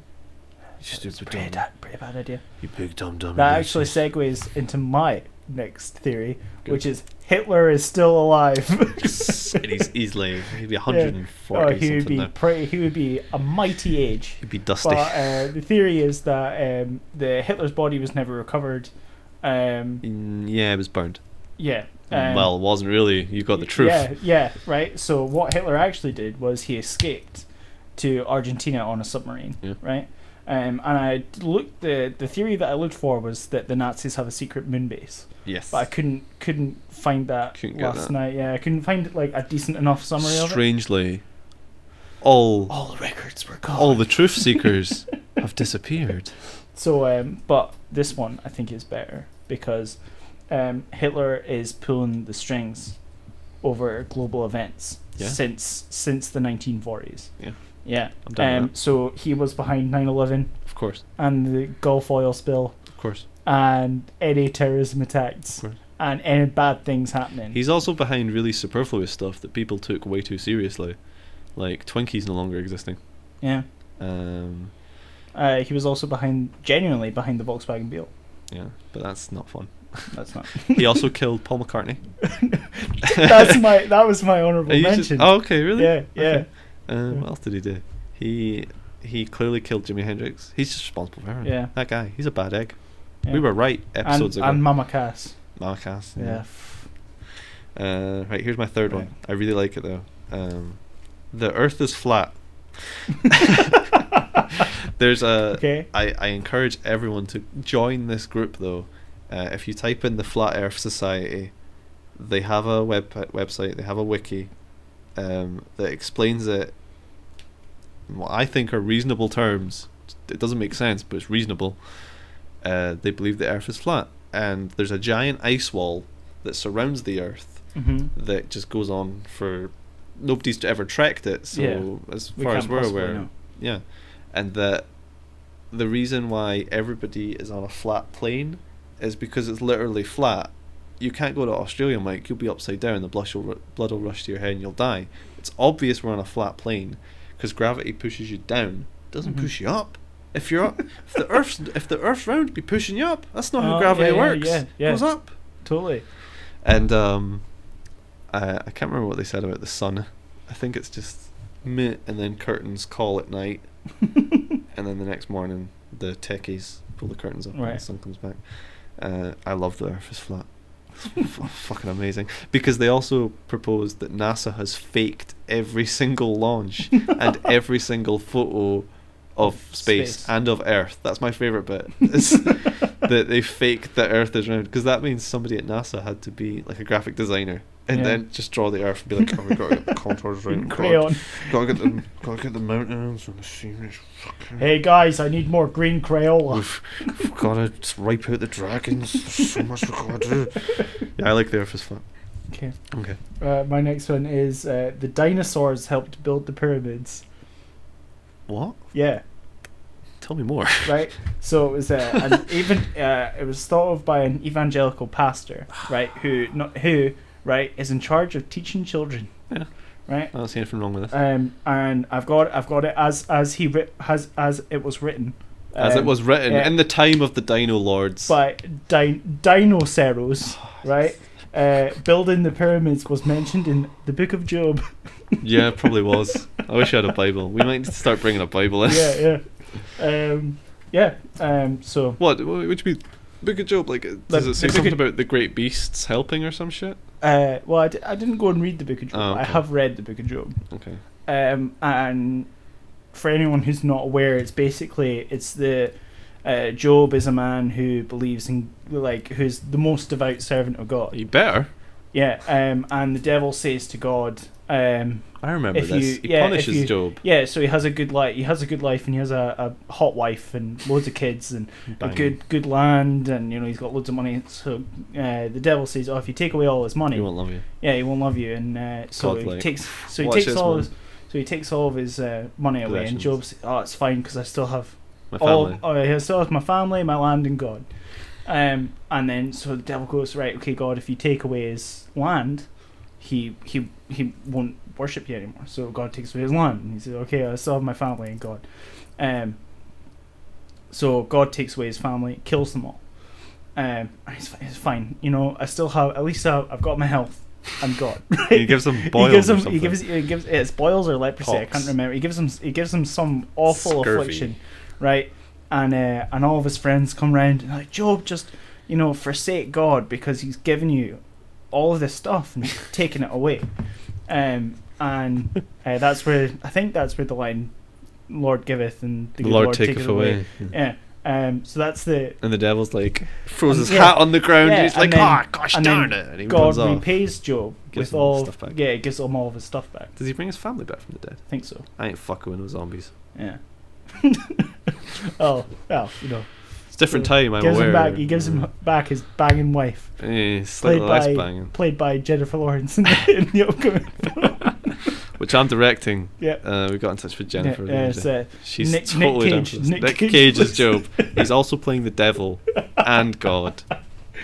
Yeah. And he does want to do it in blackface, which is a bit weird, but you know. Every line is screamed. Every line is either screamed or muttered. Muttered with the fiery intensity. Would be Nick Cage. Okay, here's my fourth one. Did you do your third one? Yeah, the dinosaurs. Yeah. Do you want to elaborate on it? Like why you like it? Why I like it, because it's the most ridiculous thing that I've ever heard. And like, because the guy can't even say dinosaurs. Oh, yeah, he says dinosaurs. Dinosaurs. To be fair, maybe that's how it's really spelt. Maybe. Even a fool's right once in a while. But my big problem with the theory is the fossil record, lack of evidence. Well, no, it's you're okay like, with lack of evidence. How would a T-Rex pick up a block of? Easily. You know, it's got such stumpy arms. Think about that though.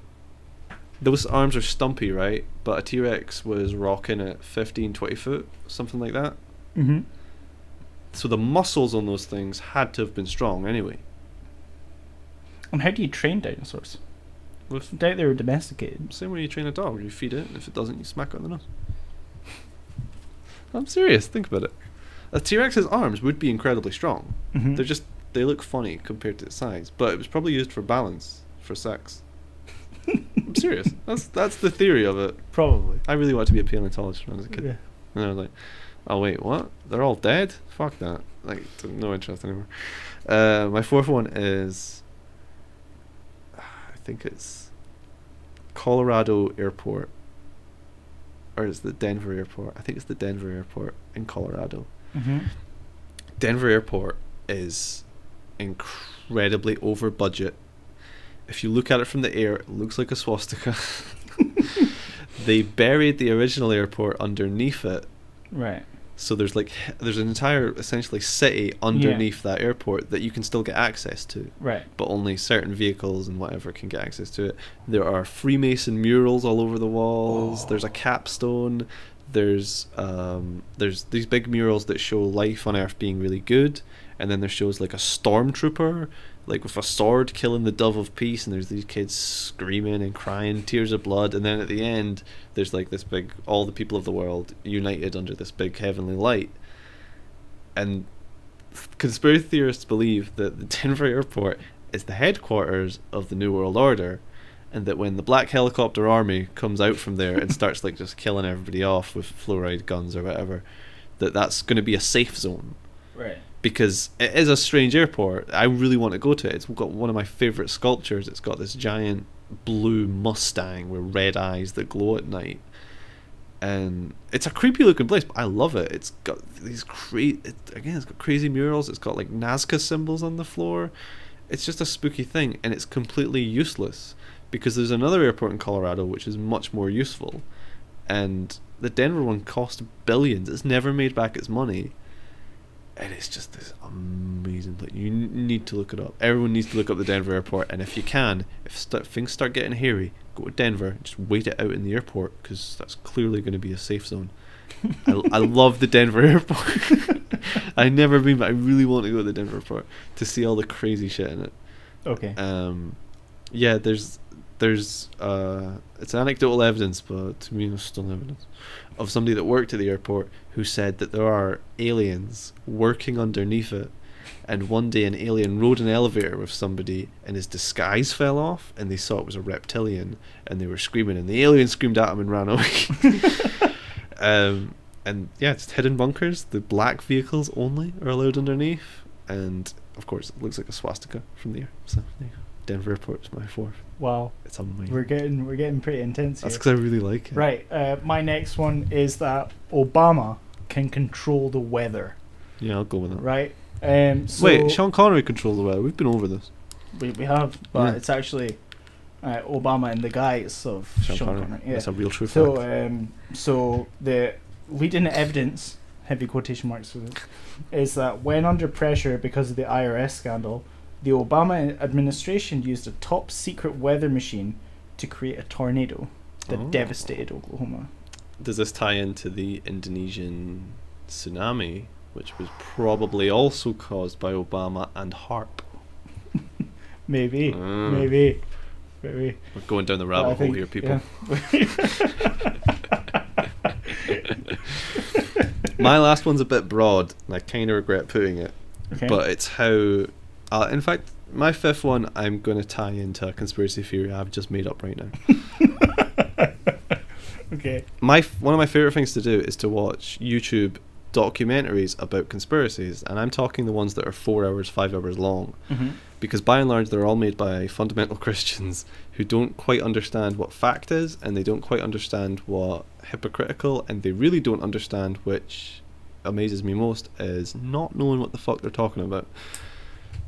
Because they'll have stuff where they're going, well, the Illuminati controls everything, but if we don't stop them, they'll control the world. It's like, right, that's... Yeah. Right, you've just admitted they control everything, which is fine. Well done, if anyone could control the world. I do, and it's a tough job. It's a tough job. But then, if they already control the world, how are you, by making this video, stopping them? Because they then arguably control YouTube. And my favourite bit is that the aliens that we see are actually demonic entities. They're not aliens, they're actually demons, Mike. Oh. And the Illuminati take part in satanic rituals. Okay. But hold on. Satanic mystery Babylon religions. Now that's 3 different types of religion, and you kind of need to decide what one. They summon them up, and they control them. They send them out into the world to do evil things. Right. And I just love that everything is controlled by the Illuminati. Because I think we got into this, how the Eye of Horus is a brilliant symbol and artists use it. But if somebody who's paranoid sees that, like Jay-Z and Beyonce, I think are the big ones that are always flashing it and always getting caught for it. Well, his symbol for Rockefeller is a triangle. Oh, is it? And that's why she's always flashing it away, because she loves her hubby. And I thought hers was the 3 fingers. No, that's her symbol. Yeah. Oh, okay. Well, but there's loads of things of like her doing that, and looking through it, and that's okay. but people see that and go Illuminati, and you're like, yeah, but that just confirms your worldview already. Why are you getting angry about this? So, I like that just anything that happens to you, somebody will find a way to say that it was the Illuminati. Because one I was going to put on was the Sandy Hook shootings. Yeah. Because there's a really, if you get like offended or are quite emotional, like if you get emotional about real life tragedies and stuff, don't watch it because it'll just upset you. Yeah. The Sandy Hook, there's a conspiracy theory online. It's 3 hours long. I personally think it's really well made. It's crazy as hell, but these things are all really well cut together. They're stupid and they don't have evidence, but I fall asleep listening to these. I listen to like being told that people took part in MK Ultra tests and were possessed by demons, and how there's... I fall asleep to it because it's not comedy to me, but it's so entertaining. Yeah. I really love crazy people. Yeah. So I can fall asleep to them listening to them. So actually, one of my lecturers once said that like interviewing crazy people is great because the whole world understands they're crazy, but they don't. Yeah. So like it's just such, getting inside someone's head like that. It's just such a bizarre and interesting experience. But the thing is, they're not dangerous crazy. Yeah. They're perfectly harmless, and they're always nice people, but they hold on to beliefs that are nuts. Yeah. Like, a lot of the ones I listen to are really... It's kind of hard to not find it on YouTube anyway. The most popular ones are, by and large, Christian ones. So they're tying in the homosexual agenda as being satanic, and I'm like, this is so mean, but I love you guys. If you have, like, a strong belief and you don't back down from it, I mean, you're probably going to like it. I'm not... I find I don't like people that are very wishy-washy. So, people that see anything and they go instantly, Illuminati, cover up, false flag. I'm with them. Just like, you're wrong, but keep talking to me, Alex Jones. He's my favourite guy. So that's my 5th one, which is a bit of a cop-out, but I couldn't... Okay, my 5th one is... was titled "Our World Leaders Are Space Lizards." Yes, deep. Reptiles include the Queen and Obama, Tony Blair, Angela Merkel. Wait, who? Angela Merkel? Yeah, the French guy. Frencherson. Basically, every major world leader is ever. Reptilian. Well, they're all connected bloodlines, Mike. Yeah. And they're all part of the Order of Dagon. They're all in the dragon family. This is actual stuff. This is all connected into it. Right. And they all interbreed because that's how aliens work. So this group of space lizards, right? They blood drink. Yes. They drink the blood. They drink the blood of babies. They drink blood and perform satanistic rituals where they have sex with children. Yes. Right. So they're they hollowed out the moon to build a Death Star That's amazing. that helps them enslave humanity. And this was thought was announced by David Icke. You might I know David Icke. Yes. For people who are unaware, David Icke once went on the Terry Wogan show and claimed he was the son of God. Also, he only wore indigo. He did only wear indigo. And I watched a very, very brief interview with him. And he basically said, like, I know the whole world thinks I'm crazy, but I need to save humanity. Yeah. And I was like, that's kind of sweet. Yeah. He did a great interview with this guy in Africa, whose name I don't remember. It's 4 hours long. It's on YouTube though.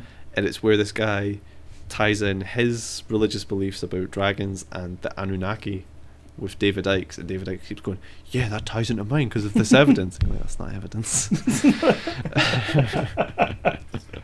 Okay, so what's your honourable mention? Honourable mention. I might have forgot it, but You might have forgot it. right. I want to tell you a conspiracy theory that is true. Oh God, is it that 9/11 was an inside job? No, but jet fuel can't melt steel beams. This is a true one. I figured it out. Okay. I did the work for this, and you can do it as well. Don't recycle. Because all your recycling is collected by the British government, as we know anyway, and is sold to China, who then reuse it. Now, China's the biggest polluter on the planet, and they do not recycle anyway. They go out of their way to just be arseholes, essentially. Mm-hmm. So when you're recycling, you are doing work for free to pollute anyway. And on the government, if you just type in what happens to our recycling, like Britain, it says it. It says that the government sells it to China for a profit, and the profit never goes back to you. You are doing free work every week, thinking that you're helping the planet, and you're not. If you're in Britain, all your recyclables is going to be turned into crap that you'll buy next week, which you can't recycle. Don't recycle. It is a complete waste of time, and you're not being paid for it. And you should be paid for your labour. It's just free labour. The government figured out a way to make people work for free so they could get a profit. People are always pissed off at MPs like getting massive amounts of like pay bumps and stuff, and it's because they can do this shit and nobody takes the time to actually go, wait a minute, this is stupid. So that's a real conspiracy that is true. That's a true thing. There you go, then. My honourable That's mention. not my honourable mention. My honourable mention is okay. the fuck it, I can't remember, Philadelphia experiment. Do you know about this? No. The USS Eldridge in the 40s or 50s, they wanted to do a test on this battleship to make it invisible to radar. Now, something went wrong. It bent space-time, and it travelled from America to Ireland for a couple seconds, then back to America, and then it's disappeared. Right. But when it was briefly on US soil, the crew had merged with the ship, like there was faces in the hull, and yeah, there's now apparently a ship that can travel through time. There you go, then. Doesn't exist though. My bullshit. honourable mention, if you've been paying close attention, was Paul McCartney died in 1966. I love this one. And the Beatles hired and it named him, but I forget his name. It's George something. Who had recently won a Paul McCartney a lookalike contest, and they taught him to sing and play the bass and write pop the songs. exact same way Paul McCartney and have and sex the exact same way, because he was married to Linda at this time. Yeah, that's true.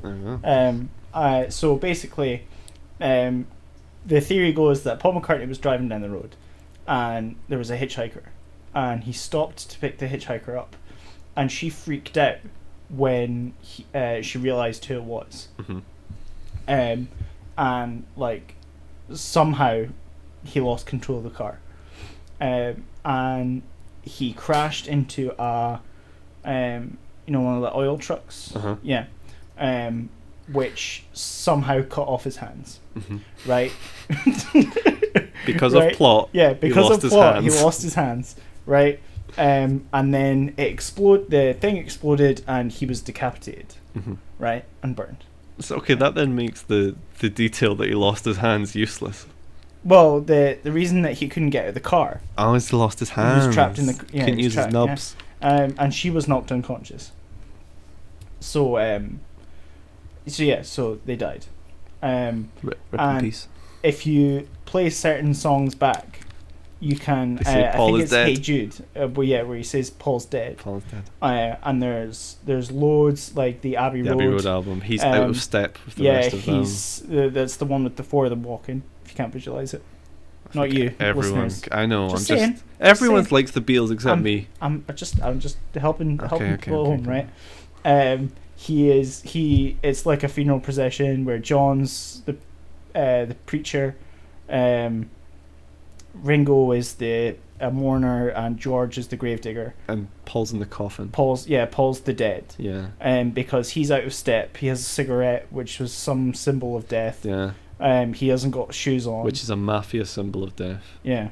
There's a thing on Sergeant Pepper's as well that apparently gives it away. Yeah, there's loads of stuff. There's loads of stuff in So Sergeant great, right? Pepper's I because love I remember sitting when I was about 15. What, And- trying to name everybody in it? No, just looking because it had it all circled. Uh-huh. There's like a car on its side, Uh-huh. which is like like the car Crashed. flipped. Yeah, There's also Um, other things, like people who purport to this theory are just like, oh, and he's got a scar somewhere where he never Yeah. had before, and one of his birthmarks switched places. And you're Yeah, like, no, yeah. it didn't. He's just got older. yeah. I love that theory. I hope It's so it's good. true. I hope It's by far the best conspiracy theory. Yeah? Yeah, Better it's my than like favorite John one. Titor, the time traveler. But, The thing that gets into me about conspiracy theories, though, that I love them, mhm. is the need for them. Because you do need conspiracy theories. Because, first off, it's good to be skeptical anyway. Mhm. It's good to actually look for evidence. But the most important thing is what conspiracy theorists can't do, and they can't accept truth. They can't accept fact, while at the Mm. same time always going, we're looking for the truth. And it's like, Yeah. the truth's there, you just don't want it. Yeah. But I think you actually need people like that, because it then gives you a better grounding in what you believe anyway. It's like, I think it allows you to actually grow a bit as a person, because you go, yeah, I'm a bit skeptical, but I'm not fucking nuts. And also, it's comforting. Conspiracy theories are really comforting. Like the 9/11 one, I think, is the easiest one to explain, and the moon landing conspiracy. It's because the 9/11 conspiracy as an inside job is nuts. It doesn't make sense. Mhm. But there was a real conspiracy on 9/11. It was just made by Al Qaeda, and they did Yeah. it without a budget. They just kind of went, let's just try it, Just did it, and yeah. they did it. That's a real conspiracy, but it's not very sexy. It's not very Hollywood. No, that's I get it. It's just Yeah. a funny term. really. It's not very sexy. No, like Yeah. that's how I describe the moon landing conspiracy. If somebody comes up to you in the street, Mike, for the first time you heard the moon landing conspiracy, that was the sexiest thing you'd ever heard. Yeah. Because they're going, do you know what? They faked the moon landing. And you're like, That's how? a lot of people believe that. I know, which is because it's sexy. Because they then go, do you know what? They hired Stanley Kubrick and they got these mimes to play astronauts. The camera's the wrong way. There's no stars in the sky. The flag's fluttering. They give you all these things. And your brain at first goes, oh my God, it all makes sense. Yeah. And then if you actually do some work and you talk to people that have some knowledge and are experts, they go, yeah, there's no stars in the sky because they're on the dark side of the moon, you fuck Yeah. up. There's nothing to illuminate it. Yeah. They used the lenses for nighttime filming. The flag's not fluttering. It's made of aluminium. Of course it's going to Yeah. move like that. But it's sexy to believe that there's a cabal of people that control the world. It's also quite comforting in a way. Yeah. Because even though the cabal of people are meant to be lizards that eat babies and are Satan worshippers, it means somebody's in control. Yeah. When the real fact is like nobody's in control. The world's Yeah. rudderless, and that's really scary if you think about it. You got quite deep there.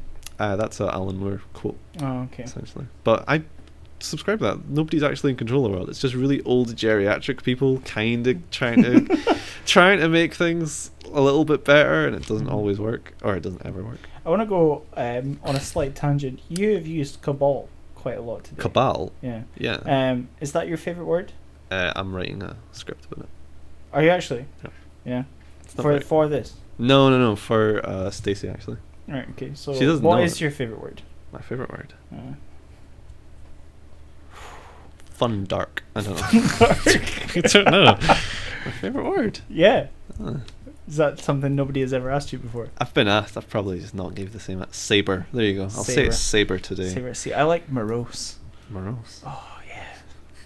Like, oh, look at this morose motherfucker. I like Cabal. Cabal is the reason I like Cabal is because it sounds very occult. It does. It just means group. Yeah. But it's been used as a bad thing, Yeah. which it is. So. I did go through a big a phase of really liking the phrase lugubrious, and for anyone who doesn't know, I don't know what lugubrious means. That means to look or sound very sad. Oh. Yeah, so it's quite a melancholy word, but lugubrious. Lugubrious. Yeah. You don't get a chance to use it very often. It's difficult. Either. Yeah. Have you ever? What? Like, speaking of melancholy, did you ever as a kid play the fighting fantasy books?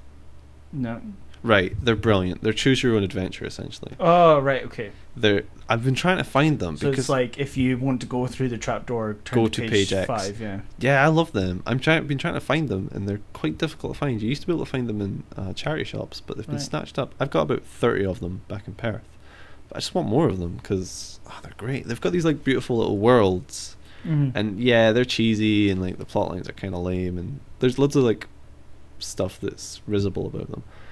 But I like them. They kind of taught me about world building and story because they're already pre-made for you. They give you a brief history and then they go, let's just kind of see what happens to you. Yeah. And it was also the first time that I'd read something that not only was a game, but was one that you could lose, not because of lack of skill, but just because life's shit sometimes. Like, there's options in those books where it's like, open the door. You open the door and you're immediately eviscerated by giant scorpion women. Yeah. And you're like, why? And it goes, because sometimes that happens to you. And it's just sometimes you're eviscerated. Sometimes you're eviscerated in life. Yeah. Sometimes you're Paul McCartney and you're picking up a hitchhiker and you're just going to lose. She realises who you are and you both have to die. She'll freak out and you're going to get your head and hands lopped off by an oil truck. Yeah, they were like, I really like them. They're really cool. It's pretty sweet. Yeah, it's quite sweet. So I think that's about us for this week. Do you have any closing statements? I have my sponsors. Yeah, I've already done mine. I know you've done yours. I've not done mine. Well, though. Fuck you then. Once again, I'm not sponsored, but I'm plugging Second Opinion, which is available on YouTube. Just type it in. I'm not going to spoon feed it to you. I don't get paid for this one either. Brendan Dalton on iTunes. Look him up, along with The Isles. Really good. I definitely don't know this guy, The Weeknd, because he's a millionaire. Buy his album though, it's great. Yeah. It's only £9. And I am being sponsored by